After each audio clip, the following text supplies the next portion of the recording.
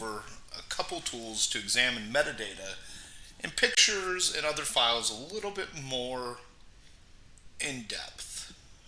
Everybody hears this term metadata. Sometimes it can just be as simple as who the email was to and from and what date it was sent, and sometimes it can be a lot more complicated than that. I have personally been in a couple different litigations where people will say that a file or email or picture was not from the date and time that they say it was, that the picture was taken before or after an event occurred.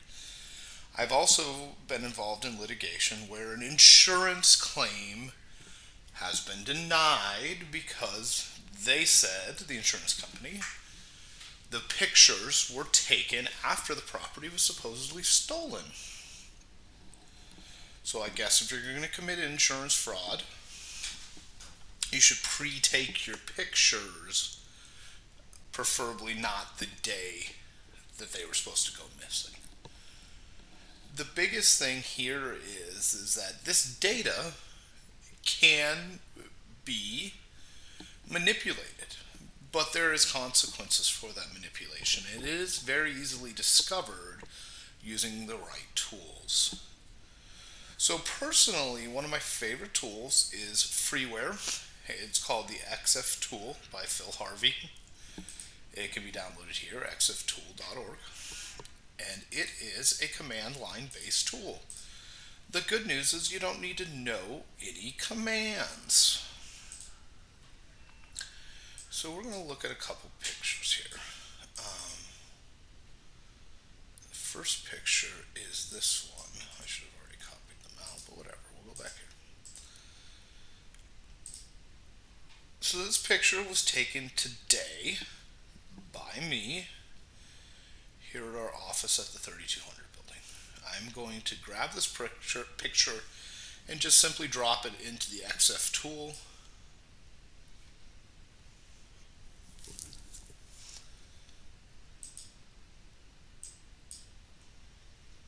It's going to think about it for a minute. And there it goes. Okay. So this is all of the information that this knows about this file. We're going to take a look at some stuff here. So we have file modification date time, file access date time, and file creation date time.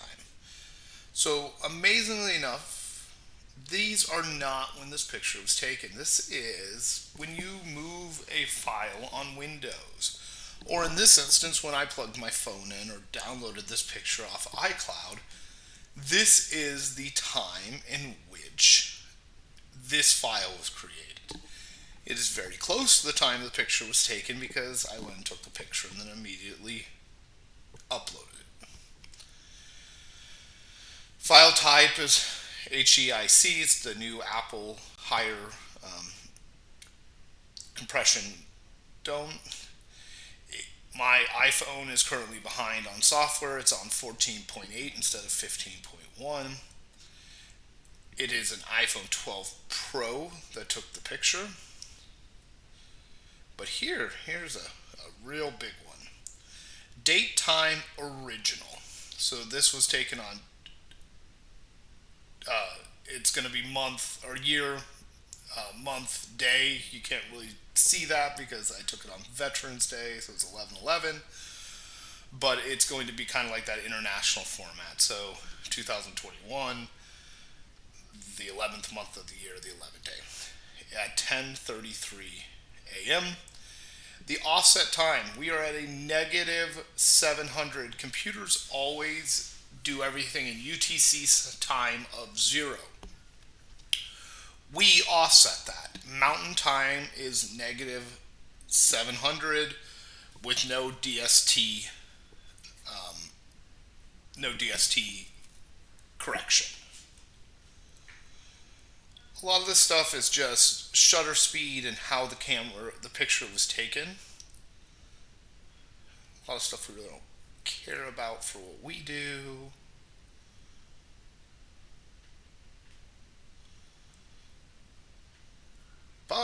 of a sudden we're going to get some interesting stuff right here. GPS, longitude and latitude reference, image direction, true north, destination bearing. So not only can you see where the picture was taken, you can see where the camera was pointing when it took the picture. For some reason, it's not all in the same place. The GPS actual coordinates are here. So we have GPS altitude. So I was 339 meters above sea level. I'm probably a little higher because it was taken on the 20th floor. GPS latitude and GPS longitude. So what you can do with this information, if they are disputing where the picture was taken, well, it's simply right here. We can see exactly where it's taken. So I'm going to go over here, take my handy dandy, try that one more time. Okay. So this was taken north, so we know it's north. It is 33 degrees, 29, 7.44. This is 112 degrees, 4, 29.55. Get address. It should say 3200 North Central Boulevard, but East Monterey is the street directly behind our building. It is close. I mean, within 60 feet of where it is. So that is where that picture was taken. One other fun thing is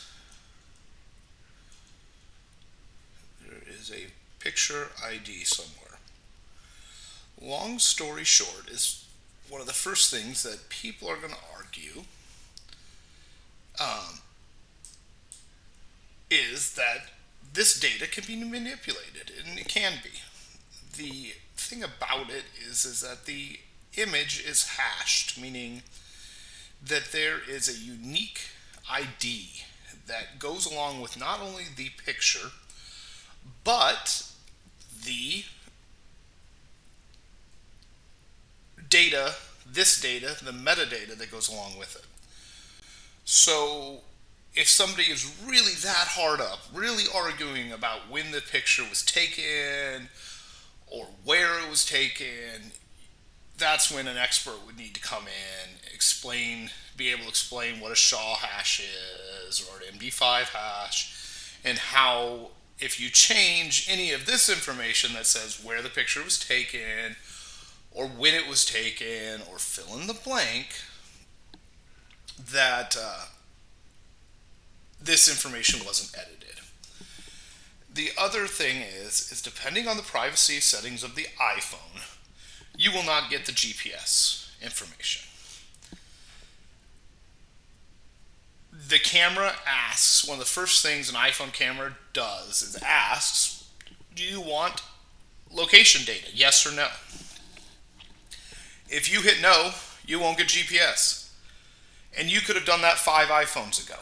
Now that iPhones are just backed up one after another and you just set them next to each other, all those settings, all those privacy settings just move along with the phone. So sometimes you won't get this really good detailed GPS information, but it doesn't mean that you can't get information, just not here. So I have another picture here. This is an older picture.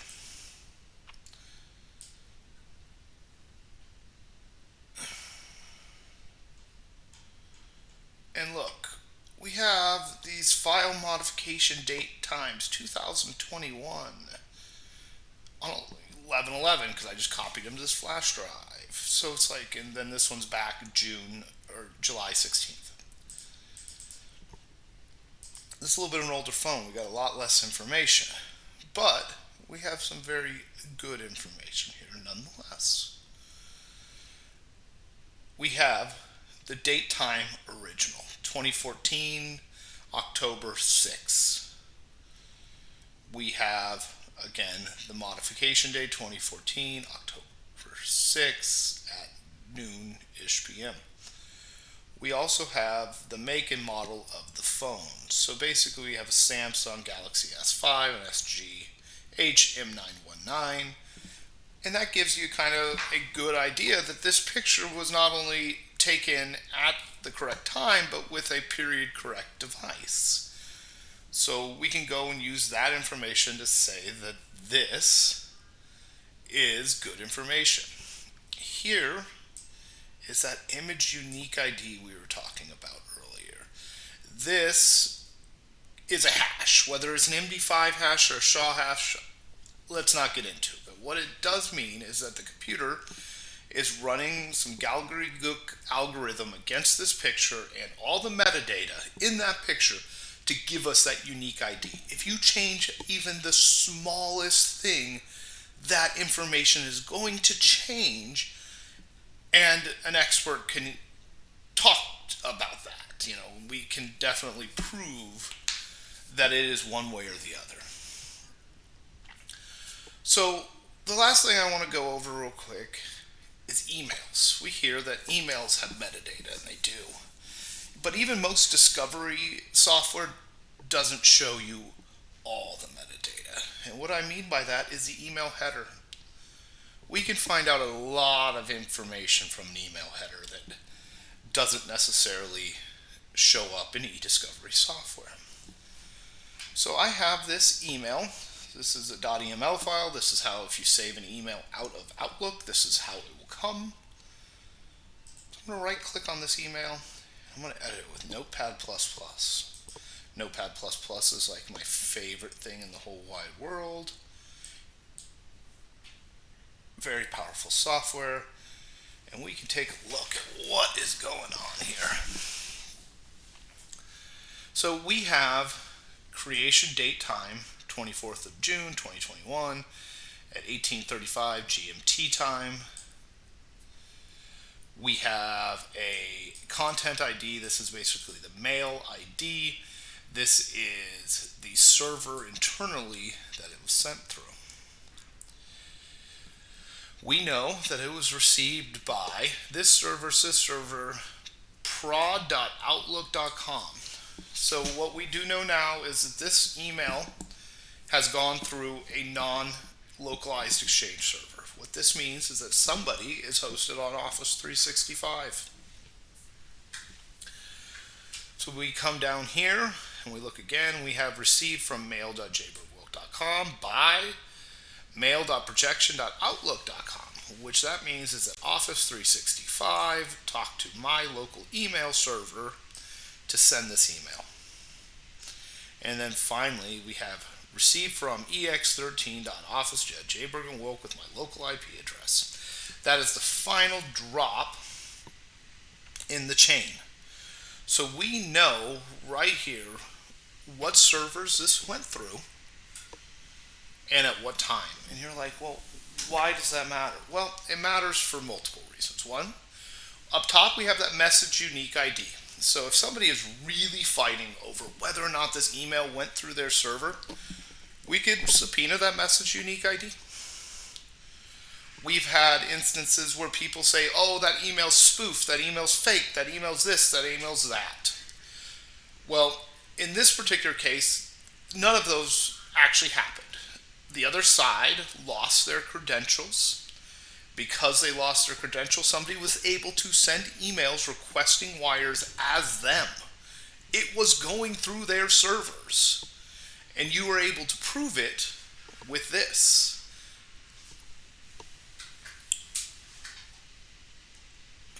So we look, we have a front-end server, we're talking to our Sophos, which is going to be our anti-spam filter, and we have a subject, a to, and a subject of undeliverable mail. Well, that's never good. And we have when it showed up, date Saturday. We have the message ID again, which is something we can use as a term. And we'll go down here. Basically, most of the rest of this is anti-spam, which basically means like this is a hash and a couple other things to say, hey, this email spam, where did it come from? Is your fingerprint okay? All of the things that modern mail servers do to try to cut down on email spam. So we got some base 64 encoding right here. And you're like, what is base 64 encoding? Well, what this is actually going to be our content of our email. This second base 64 encoding is a picture. It's attachment 0001.png. Probably one of those little pictures looking at the size.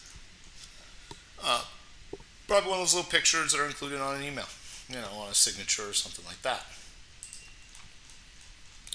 This one, though, this is the content of our email. Let's take a look here. I'm going to copy that over there. We're going to go to our base 64 decoder. Paste. Decode. And then I get some HTML and whatever.